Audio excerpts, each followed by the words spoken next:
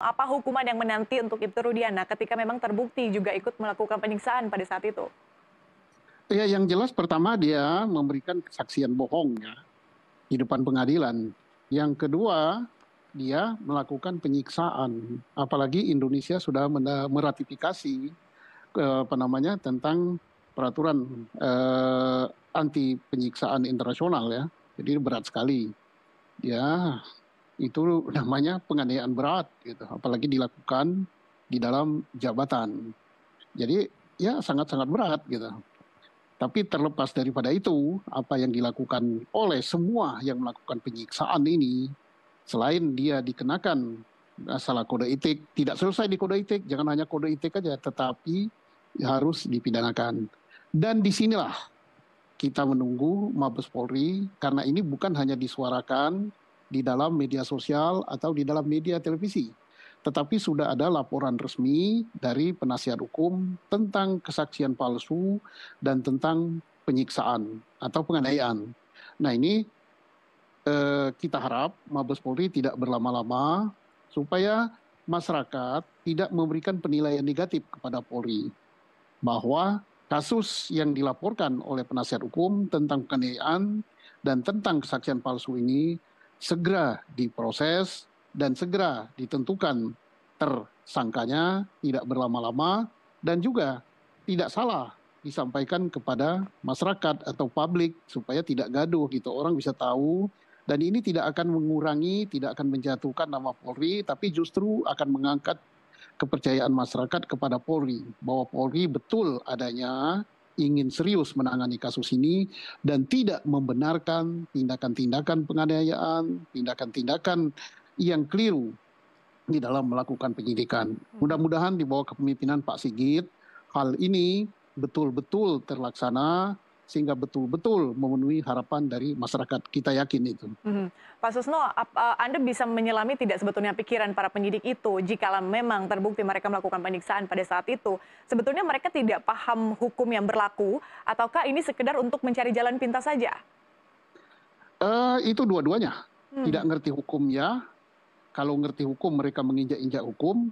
Yang ketiga, mereka, saya tidak yakin bahwa mereka ini betul-betul adalah penyidik yang terpilih. Jangan-jangan kalau dia penyidik, penyidikan yang sekedar ditunjuk-tunjukkan. Kalau penyidik yang benar, yang baik, yang lulus ujian, itu kan ujian psikologi, dia benar, kemudian pengetahuan hukumnya baik, sehingga dia tidak perlu melakukan ini. Karena apa? Kita di dalam belajar hukum menjadi penyidik, itu sudah jelas bahwa tidak perlu mengejar pengakuan dari terpidana. Pengakuan itu bila perlu dia diam 1000 bahasa sampai ke pengadilan pun silakan. Yang penting alat bukti yang lain, kesaksian yang tidak bertentangan, yang bersesuaian dengan alat bukti yang lain, alat bukti surat, alat bukti ahli, alat bukti petunjuk, termasuk juga alat bukti pendukung, yaitu berupa scientific crime investigation, yaitu bukti forensik. Ngapain ngejar pengakuan, termasuk pengakuan daripada saksi. Pengakuan saksi itu kalau tidak bersesuaian dengan yang lain, itu kan bohong. Nah, pengakuan saksi yang bagus itu adalah pengakuan saksi yang bersesuaian dengan alat bukti yang lain, bukan jumlahnya. Saksi 1000 aja, kalau satu aja atau dua saja yang sudah tidak bersesuaian dengan saksi yang lain, maka itu tidak punya nilai lagi. Nah, jadi janganlah mengejar pengakuan daripada manusia, baik dia sebagai saksi maupun dia sebagai terdakwa atau tersangka. Jadi saya yakin dan saya mohon dari Mabes Polri betul-betul menindak para pelaku yang melakukan penganiayaan terhadap para tersangka. Dan kalau itu bisa dibuktikan ya, dan saya yakin Mabes Polri bisa membuktikan itu. Tidak terlalu sulit sih membuktikan bahwa telah terjadi penganiayaan terhadap tahanan atau penganiayaan terhadap tersangka, enggak sulit gitu.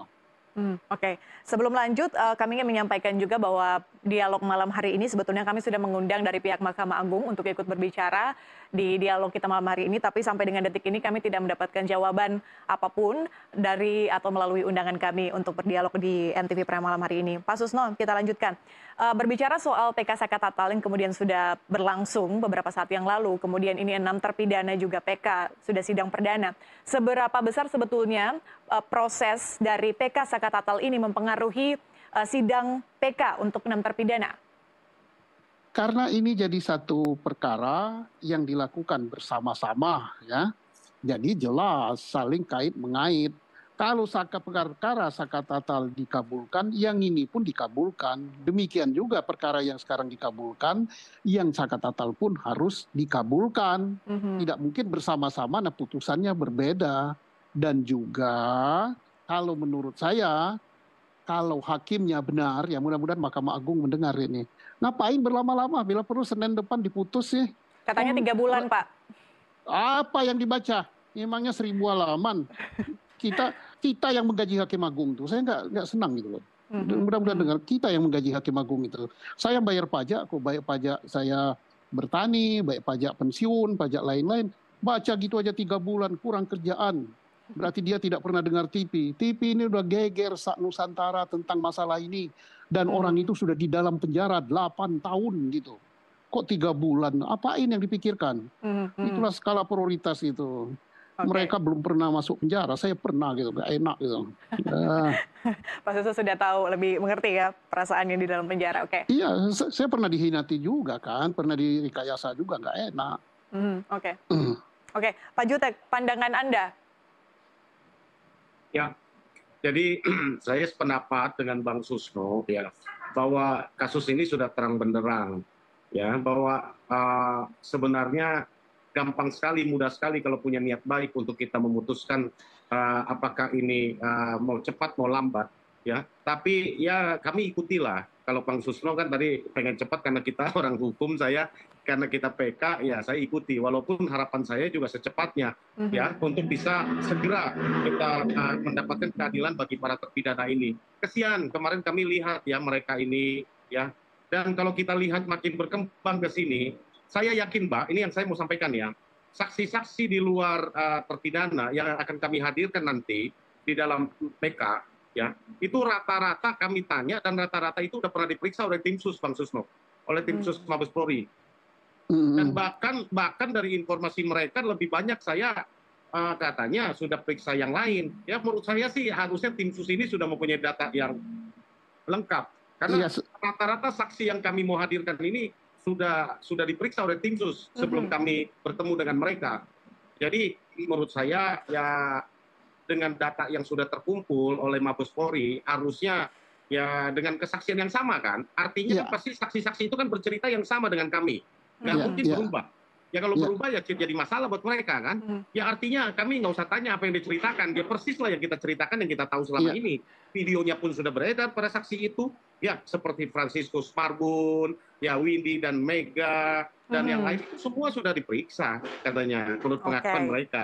Ya kan, menurut saya bahwa apa namanya tidak terlalu sulit ya bagi Barreskrim ya untuk mengungkap ini ya bagi Mabes Polri untuk mengungkap ini ya saya pikir tinggal koreksi saja Mhm, bagaimana kita lakukan ini yang kami butuhkan bukan buat soal apa ya soal menjelekkan institusi dan kita nggak ada sangkut paut dengan institusi Mabes Polri atau dengan kepolisian mhm, ini oknum ya oknum-oknum inilah yang harus dibereskan, diselesaikan, dan Mabes Polri dengan etikat baik ya katakan memproses para oknum ini tentu ini akan dihargai betul oleh masyarakat, mhm, dihargai mhm. betul oleh hukum bahwa apa yang mereka dapatkan itu ya mereka sudah berbuat yang terbaik lah Oke. untuk mendengar apa yang berkembang di tengah masyarakat. Gitu Mbak Oke, Priska. baik Pak Jutek, saksi-saksi, mohon maaf, yang sudah pernah diperiksa oleh penyidik itu nanti dihadirkan dalam sidang PK kapan, Pak?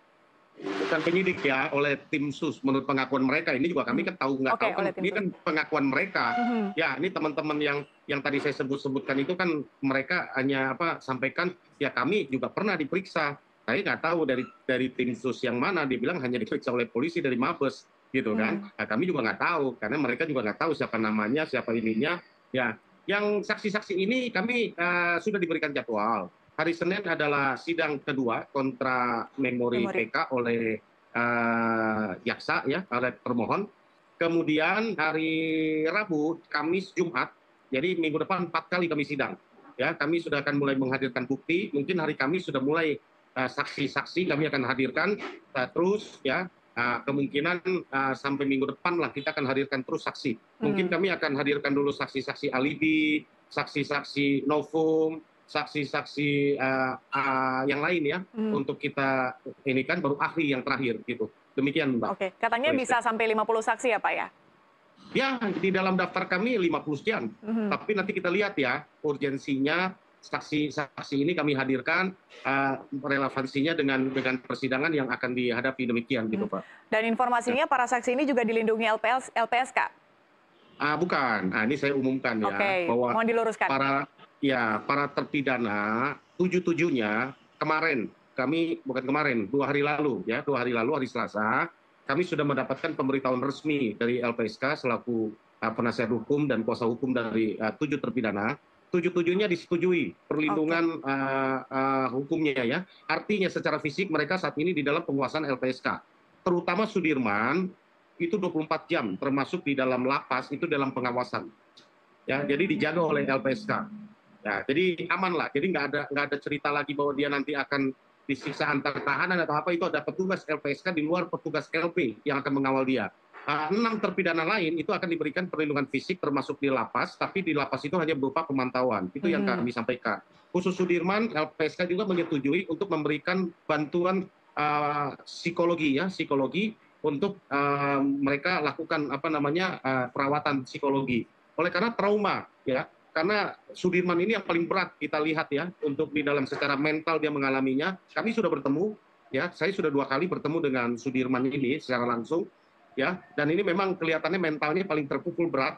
Satu, memang keadaan mentalnya yang menurut kami lemah ya, tetapi akibat dari penyiksaan itu traumanya kami lihat masih sangat membekas dan ada pada dia. Itu sebabnya kami kuasa hukum, penasihat hukum sudah menawarkan mengirim surat kepada lapas, kepada Kanwil Menkumham Jawa Barat, bahwa kami akan mengadakan pengobatan secara fisik, ya, secara medis, karena dia mengeluh ada sakit di punggungnya akibat katanya dulu pernah ditembak senjata peluru karet.